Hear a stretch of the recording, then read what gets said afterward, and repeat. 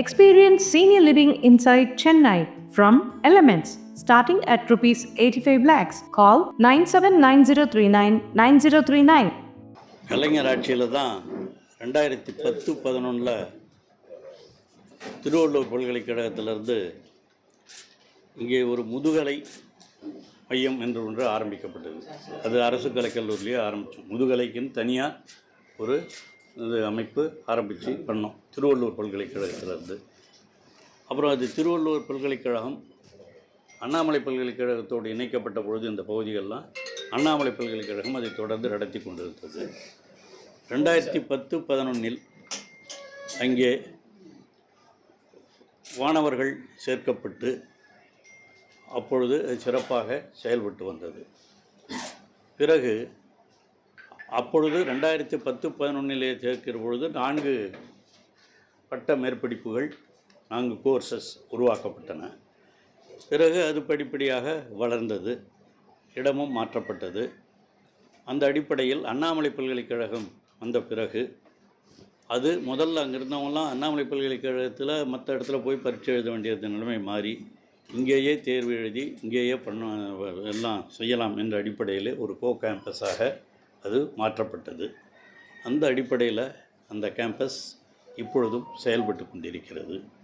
அதற்கான இந்த ஆண்டு விண்ணப்பங்கள் பெறப்படவில்லை என்று இவர்கள் ஒரு வாரத்திற்கு முன்பாக இந்த ஆசிரியர்களெல்லாம் வந்து என்னிடம் சொன்னார்கள்.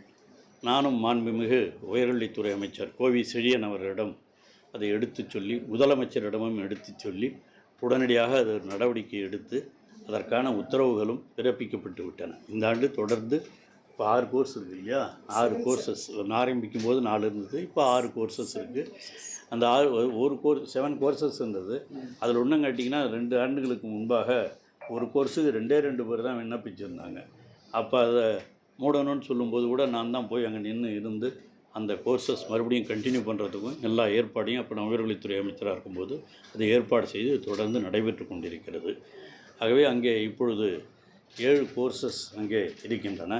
அந்த 7 கோர்சஸ்லேயும் மாணவர்கள் சேர்க்கைக்கான விண்ணப்பங்கள் பெறுவதற்கு நம்முடைய தமிழகத்தினுடைய உயர்கல்வித்துறை அமைச்சர் மாண்புமிகு கோவி செழியன் அவர்களிடம் சொல்லி அவரும் அதற்கான ஏற்பாடுகளை எல்லாம் ஒரு வாரத்திலே செய்து முடித்து அதையும் அண்ணாமலை பல்கலைக்கழகத்திலே அறிவுறுத்தி முதலமைச்சரிடமும் சொல்லி இன்று அதற்கான உத்தரவுகள் எல்லாம் பிறப்பிக்கப்பட்டு விட்டன. அந்த அடிப்படையில் இந்த பட்ட மேற்படிப்பிற்கான இந்த நிகழ்வுகள் தொடர்ந்து, ஏன்னா விழுப்புரம் பகுதியை பொறுத்தவரையில் இங்கே விழுப்புரம் அரசு கல்லூரியில் பிஜி கொண்டாந்ததும் கலைஞர் ஆட்சியில் தான். இப்போ இருக்கிறது அரசு கல்லூரியிலையும் பிஜி இருக்குது, இந்த பிஜி சென்டர்னு தனியாக இருக்குது. ஆக இந்த 2 இடத்துலையும் பிஜி படிக்கிறது நம்ம மாவட்டத்திலே இந்த 2 இடம் தான் பிஜி போஸ்ட் கிராஜுவேட் படிக்கிறதுக்கான வாய்ப்புகள் இருக்கின்றன. அதனால் அவருடைய அங்கே இருக்கிற இந்த ஆசிரியர்களெல்லாம் வந்து ஒரு வாரத்துக்கு முன்னே தான் கோரிக்கை வச்சாங்க. அவருடைய கோரிக்கையை நிறைவேற்றுகின்ற வகையில் இன்று தமிழக முதலமைச்சர் அவர்களும் இது இங்கே இருக்கிற மாணவர்களுக்கும் பெற்றோர்களுக்கும் கூட பயனளிக்கக்கூடிய ஒன்று. பிஜி படிக்கிறதுனா சாதாரணமான விஷயம் இல்லை. அந்த இடம் கிடைத்து அவர்கள் படிப்பதற்கான ஏற்பாடுகள் எல்லாம் செய்யப்பட்டிருக்கின்றன. தொடர்ந்து அந்த பணிகள் நிறைவேறும். அண்ணாமலை பல்கலைக்கழகம் அதை தொடர்ந்து நடத்தும். அதிமுக நாளைக்கு ஒரு ஆர்ப்பாட்டம் வச்சிருக்கு, இதனை வலியுறுத்தி எப்படி சார் பார்க்குறீங்க? அந்த முதல்ல சொல்லிட்டேன், அவங்க இது நடக்க போகுதுன்னு தெரிஞ்சு ஆர்ப்பாட்டம் சொல்லியிருக்கிறாங்க. இது முதல்ல ஒரு வாரத்துக்கு முதல்ல வந்து சொல்லிட்டாங்க, நானும் பார்த்து சொல்லிட்டோம். அது எப்படி இருந்தாலும் வந்துடும்ன்றதுனால அப்படி நாம் சொல்லி வந்த மாதிரி இருக்கணுங்கிறதுக்காக அவங்க ஆர்ப்பாட்டம் வைக்கிறாங்களே தவிர, இதெல்லாம் கல்வித்துறையை பொறுத்தவரையில் உங்களுக்கு தெரியாததில்ல. தமிழக முதலமைச்சர் வந்த பிறகு உயர்கல்வித்துறை, அதுவும் இந்த ஆண்டு கூட 9 கல்லூரிகளை துவக்கவிருக்கிறார். ஆக இந்த 4 ஆண்டுகளில் மட்டும் கிட்டத்தட்ட 50க்கும் மேற்பட்ட அரசு கலைக்கல்லூரிகளை துவங்கி இருப்பவர் நம்முடைய தமிழக முதலமைச்சர் தளபதி அவர்கள். ஆகவே உயர்கல்வியிலே வளர்ச்சி இந்தியாவிலேயே நம்முடைய தமிழகம்தான் முதன்மையாக இருக்கிறது என்பது மறுக்க முடியாத உண்மை. அந்த அடிப்படையில் தான் இதுவும் செயல்பட்டு கொண்டிருக்கிறது. ஆக நாளை போராட்டமும் அது இருக்காது என்று கருதுகிறேன். நீங்கள் தான் அவங்ககிட்ட சொல்லி எல்லாம் வந்துடுச்சுன்னு சொல்லணும். ஆசிரியர்களும் மிக மகிழ்ச்சியோடு இருக்கிறார்கள். உங்களோட ஸ்டாலின் திட்டம் வந்து திமுகவுடைய தோல்வி பயத்தில் அடையாளப்படுத்தி அன்னூரில்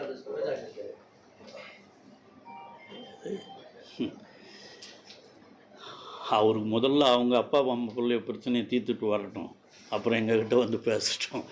அவர் இன்னும் பேசிகிட்டு இருக்கோம் நாம். உங்களுடன் ஸ்டாலின்கிற திட்டங்கிறது எவ்வளோ பெரிய திட்டம். அவர் ஆரம்பத்திலிருந்து கிராம சபை கூட்டங்களை நடத்தி கொண்டிருந்தார். உங்களோடு முதல்வர் என்ற திட்டங்களையும் நடத்தியிருந்தார். அவர் ஒவ்வொன்றாக அவர் கொண்டு வந்து விண்ணப்பங்களை பெற்று அரசு துறை அதிகாரிகளுக்கும் மக்களுக்கும் நேரடி தொடர்பாக அவங்க அரசாங்க அலுவலகத்தை தேடி வருவதற்கு பதிலாக அரசு அதிகாரிகளே அவர்களை தேடி சென்று பல்வேறு பணிகளை நிறைவேற்றி கொடுக்க வேண்டும் என்ற எண்ணத்தோடு தான் தமிழக முதலமைச்சர் அவர்கள் இது போன்ற திட்டங்களை எல்லாம் அறிவித்து செய்து கொண்டிருக்கிறார் என்பதை நாட்டு மக்கள் நன்கு அறிவார்கள். பாஜகவோட கூட்டணி வச்சதால திமுக பயத்தில் இருக்குன்னு சொல்லியிருக்காரு எடப்பாடி பழனிசாமி. அவர் முதல்ல சேரவே மாட்டேன்னாரு, இப்போ போய் சேர்ந்துருக்கிறாரு. அவர் தான் பயத்தில், சொந்த பயத்தில் போய் சேர்ந்துருக்கார தவிர எங்களுக்கு அந்த மாதிரி பயப்பட வேண்டிய அவசியமெல்லாம் திராவிட முன்னேற்றக் கழகத்திற்கும் இல்லை.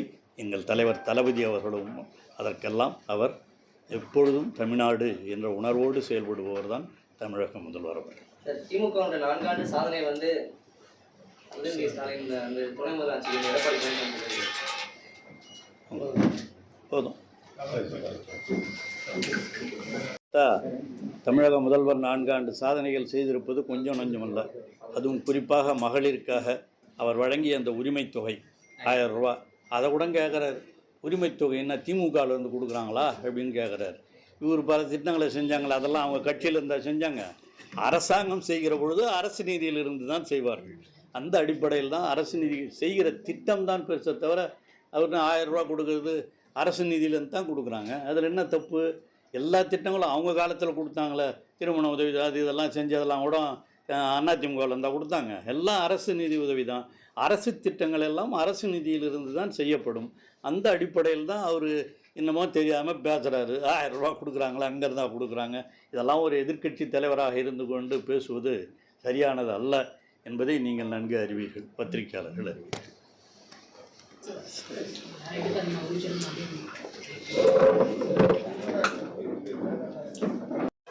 சார், இன்னைக்கு அதிமுக போராட்டம் அறிவிச்சிருக்காங்க சார்.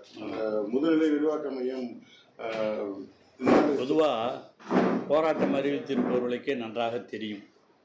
விழுப்புரம் மாவட்டத்தை பொறுத்தவரை கல்வித்துறையில் மருத்துவக் கல்லூரி எங்கேயும் இல்லாமல் இருக்கிற பொழுது இங்கே ஒரு அரசு மருத்துவக் கல்லூரியை கொண்டு வந்ததும் நம்முடைய கலைஞர் ஆட்சியில் தான்.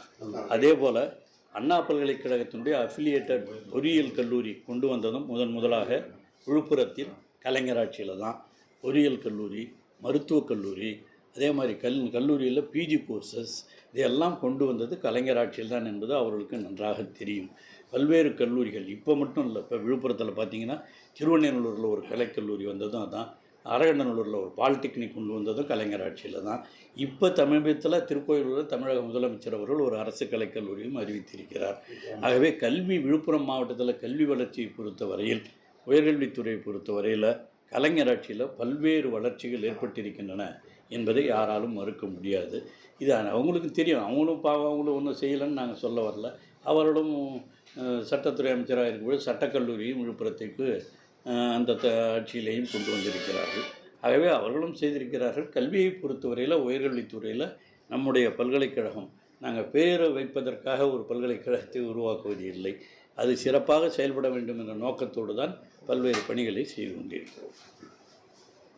அந்த கல்லூரியே காட்டில் தான் கொண்டு போய் கட்டியிருக்காங்க சார். நீங்களே பார்த்துருக்கீங்க, பார்த்துட்டு பயந்தீங்க இப்படி ஒரு காட்டில் இருக்கிறாங்க. அது இடம் தேர்வு செய்தது போனது ஏதோ அவங்க கட்டியிருக்கிறார்கள், அதுவரையில் அவர்களை பாராட்ட வேண்டும். அதை வளர்த்து இன்னும் நிச்சயமாக சிறப்பாக செயல்படுவதற்கு ஏற்பாடு செய்ய வேண்டும். நகரப்பகுதியில் இடம் இல்லை.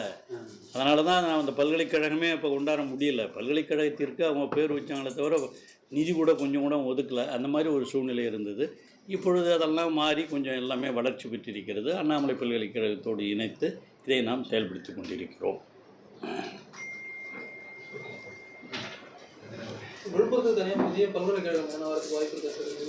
இல்லை, அதான் அண்ணாமலை பல்கலைக்கழகமே நமக்கு பக்கத்தில் தான். ஒரு காலத்தில் கல்லூரிகளே இல்லாமல் இருந்த காலம். அஃபிலியேட்டட் காலேஜஸ் வேலூருக்கு பக்கத்தில் இருந்தது. வேலூர் திருவண்ணாமலை கல்லூரியில் இருந்தது. அப்போ அந்த மாதிரி வேலூர் பல்கலைக்கழகத்தில் இருக்கிற பொழுது திருவள்ளூர் பல்கலைக்கழகத்திலேருந்து நாம் இங்கே கொண்டாந்து இப்போ அண்ணாமலை பல்கலைக்கழகத்தோடு இது இணைக்கப்பட்டிருக்கிறது. கல்லூரிகள் வளர வளர பல்கலைக்கழகங்கள் தேவைப்படுகிற பொழுது அதற்கான முயற்சிகளை எல்லாம் அதிமுக ஆட்சி வந்தால் மீண்டும் ஜெயலலிதா பெயரில் பல்கலைக்கழகம் தொடங்க எடப்பாடியார் வந்து செஞ்சியில் பேசுவார். முதல்ல ஆட்சி வரட்டும்.